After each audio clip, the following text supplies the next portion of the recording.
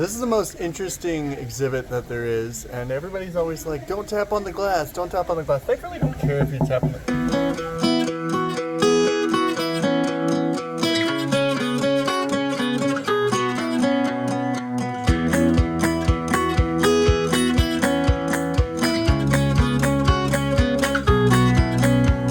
Hey guys, welcome back to the Gallop Anthropologist. I'm Bear, and this is Turtle, and today we're going to be talking about the world's oldest zoo.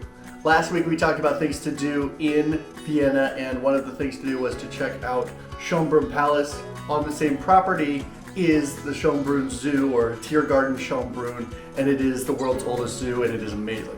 Yeah, and you get to walk through all this nice woods when you're headed there from the palace, and one of the things that I really like about this zoo is because it had so much space surrounding it, they actually take their local animals and their local wildlife really seriously, and half of the things that they're actually doing to preserve animals are about the locals, and so you get to see some of those with some little displays along the way.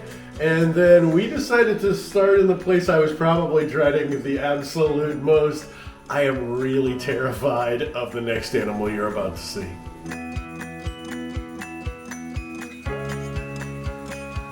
These are Barbary macaques, and they're the only macaques that aren't found in Asia. These are the guys that you're going to see in Gibraltar when you go there, and then also in the Atlas Mountains where we're going to climb Tublak in 2025. I'm really excited about that. Really excited to see these guys in the wild, but hopefully from a distance. We had some run-ins in Nepal that did not make me the most comfortable with macaques. And just a little update on our experience with macaques. Dad had quite an experience. Yeah, so we talked a little bit about the Nepal one, and I'll tell you a little bit more about that. So we were in Nepal at this place called Pashputnath, and we were walking. It was a really, really surreal and awesome place to visit, by the way. One of our favorite experiences in Nepal. But one of the worst parts of that was there were like these two warring troops of macaques, and we're like walking, and they decide that they're gonna like do West Side Story on both sides of us. They're screaming at each other, and we're in the middle, and we're like, trying to get out of there. So that's our first like thing that was before this that made me a little bit afraid of them. And then we went to this beautiful monkey temple in India, and I was a bit of an idiot, which I tend to do sometimes on trips. And I was sitting there letting this like guru dude. Yeah. And he was feeding little tiny itsy bitsy baby macaques, which are super cute. And they're crawling all over me. And then one of them decides that he wants to give me a little love nip on my back. And if you know how many diseases these things have, you will understand that I am now even more afraid of them. And Gibraltar is like a nightmare on my bucket list. Yeah, but luckily the next thing we were going to see was a lot more calming. The birdhouse was beautiful, just hearing the sounds of the birds and then all the different tropical birds. It was a really great experience. Humidity levels are... We have just been transported instantly to the rainforest. It's cold outside and our hands are going a little bit numb. The minute that we're in here, we're like, ooh, we're back in Florida. Let's get all these layers off. It's hot, it's muggy. You can hear birds and frogs and all kinds of little things making noises. So let's go see what we can see in here. And if we haven't told you, Floridians do not like the cold, and it was cold in Vienna then, so stepping into that nice hot, feels like Florida rainforest, 95% humidity, it just kind of made me feel like home and calm my heart rate down a little bit from all the monkeys. Yeah, but it was also really just beautiful, and I love all the birds. There's a bunch of different kinds of birds. They're all these different colors. One thing I was happy with is that I didn't get pooped on, because it seems every time I go into one of those little bird houses or bird sanctuary areas, I always get pooped on. Did not happen this time. Not even guano. Because there were some bats hanging up on the top, and that's always cool to see. Yeah, and then they had a little like museum kind of area over in the corner, and there were some other, I think there were like bugs and stuff on the inside. They were hard to see. They were very good at camouflaging, but it was nice. And there was a little like bridge, and overall it kind of felt like you were in the rainforest, so I think they did a good job. Our favorite animal, I would say, of the whole thing was next, and it was a little bit more in keeping with the temperature, and super playful and super fun.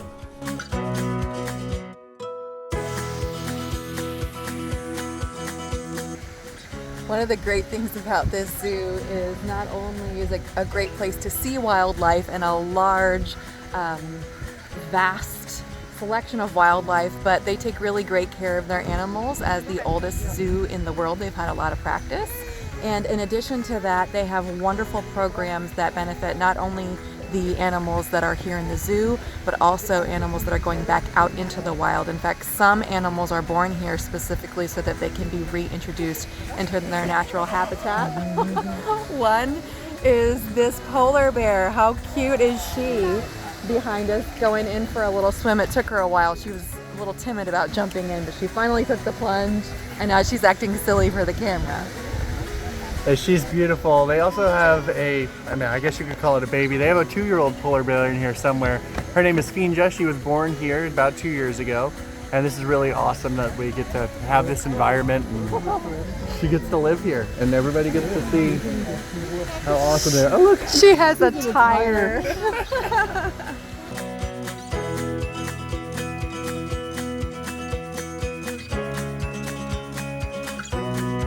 She was amazing.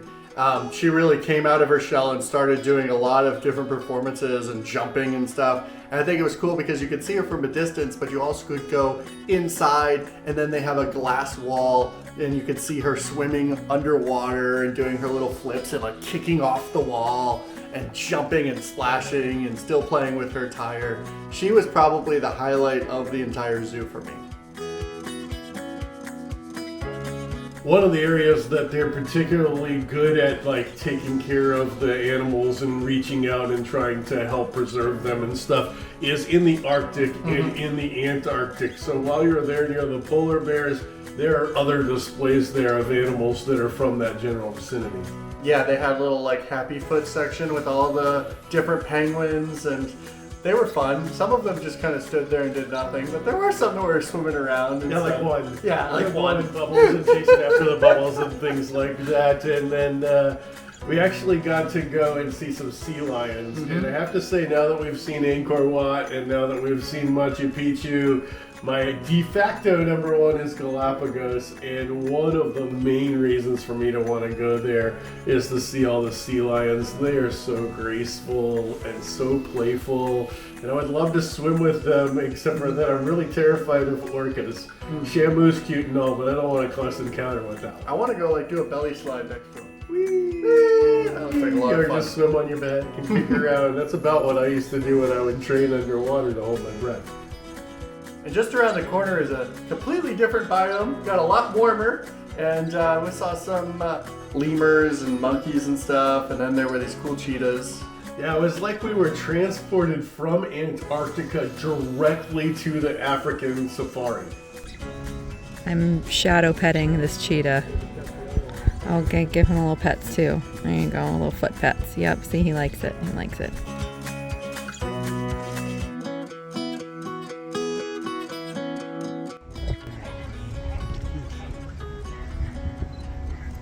How freaking adorable is this baby zebra? He's snuggling with his mommy. I think maybe he's getting a little bath time.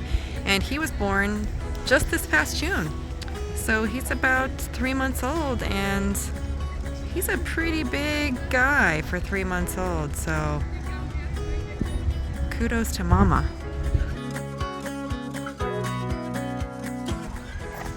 This was originally designed for Franz the First. In 1752. It was designed as a menagerie, and the central area here with the pavilion was really all that they had, but they had a lot of little cool animals here. Menageries aren't really quite like zoos. It was actually turned into a zoo in the 1770s, and it has evolved and evolved and evolved since then to be one of the nicest. As a matter of fact, it was awarded the nicest European zoo last year. And it's beautiful. You can actually eat here where the emperor and his people would have eaten back in the 1700s if you'd like. And radiating out from that central area were all these kind of like pie-shaped, pizza-shaped, if you want, sections with different types of animals and things like that. Most of them seem to be African, although we did get into some Asian stuff as we went along. And I really like the Asian sections because that's where we got the red pandas, which are cool. They kind of look like raccoons. I think they might be related to a bear. There's some controversy about that. And then they had the giant pandas, which are related to bears. And, you know, the Kung Fu Panda. It's really cute. It was my first time seeing one in real life. That was pretty awesome. Giant pandas are such amazing creatures. They're prevalent in China all the way to like Myanmar. And the really cool thing, this zoo helps a lot. But recently they found that they have over 1,860, which means that they've been reclassified as vulnerable or threatened rather than endangered, which is amazing. And this zoo specifically works with corporations to get a lot of reserved land and do breeding projects and try to help with their population, which is just really amazing. And they're just really incredible creatures to see in real life. And between there and what is probably the most important display in all of this zoo, we got to see a tiger behind some glass, although that was really crowded. We got to see some hippopotamus, but we didn't stay very long, right? Because they are way too stinky. Like, it was horrible. Oh my lord, I could not spend more than like 30 seconds in there. Oh, hippopotamus. Elephants are really important to the city of Vienna because of their affiliation with Emperor Maximilian. So of course, one of the first things they had to get when they opened this as a zoo in the late 1770s was an elephant. They also had one of the first captive bred elephants that was born here. And so elephants are very important to them and to their preservation. They do a lot of good projects out in the wild trying to save these guys from extinction. And we have a nice collection of them here. It's also supposedly a very state-of-the-art facility that they have for them inside there when they get a little bit of privacy. It was built about 25 years ago, and it's good that they're doing good work. One thing we have learned about elephants over the years and traveling to all these different places is that usually elephant riding is a very, very bad thing for the elephant, but we kind of liked this opportunity. This might be the only elephant I ever ride, so I thought I better take the chance while I have one.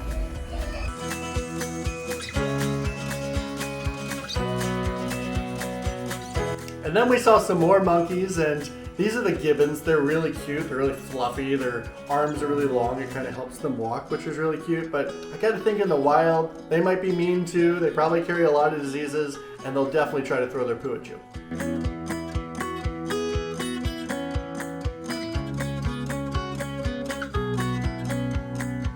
Look at the baby really quick. So sweet. I actually do a lot for orangutans here with research and with preservation in the wild.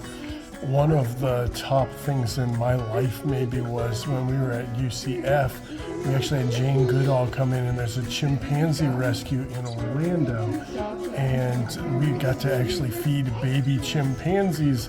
But of course, me being me, I chose the little Benjamin Button looking red-headed ginger over here because they are like the cutest, ugliest little babies that you will ever see, including Bear. We probably spent like 20 minutes there just watching that little fella frolicking and having fun. I literally could not let go of that orangutan when we were there with Jane Goodall. The big giant brown eyes and the ugly wrinkly face staring up at you. Oh, it'll get your heart pounding. They were very cute, and it wasn't just the orangutan in there. There was also a really nice area for giraffes, and then there was this weird, like, I don't even know what to call it, fish, invertebrate, insect, reptile area. Yeah, they even had jellyfish, which I really like that display because it reminds me of Palau. And I know for both of us, Palau and going on that freshwater jellyfish dive is like way up there on the list. So we unfortunately can't drive there on our drive around the world, but I'm very much looking forward to it. And you guys are going to have to go and check out this part of the museum for yourself because it was a little dark. Our camera didn't really like it too much. But there was a lot of cool things to see, and we were also kind of a little rushed. So go out, check it out, and then let us know what your favorite was. Yeah, and absolutely take the time to go to this zoo when you're there. It's a little chunk of history and an amazing, amazing place for all the things they're doing. We really, really love that about them. And if you guys don't know, we are planning a drive all the way around the world that is going to be carbon neutral.